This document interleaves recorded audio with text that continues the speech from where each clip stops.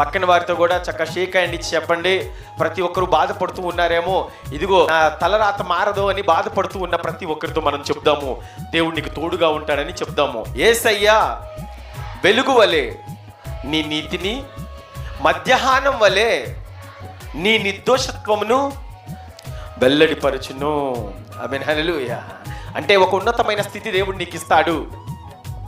నువ్వు నీతిమంతుడివా లేదో జనాలందరికీ తెలియపరుస్తాను, నీ నిర్దోషత్వము ఖచ్చితంగా అందరికీ వెల్లడిపరిచేటట్లు చేస్తా అని దేవుడు నీకు వాగ్దానం చేస్తూ ఉన్నాడు.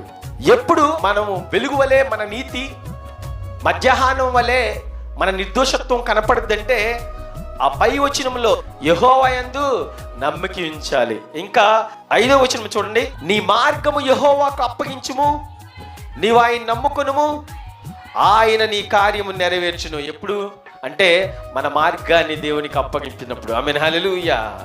ఆయన నమ్ముకున్నప్పుడు, దేవుని నమ్ముకున్నప్పుడు, మన మార్గాన్ని దేవునికి అప్పచెప్పినప్పుడు ఖచ్చితంగా మన కార్యం నెరవేర్చబడద్ది.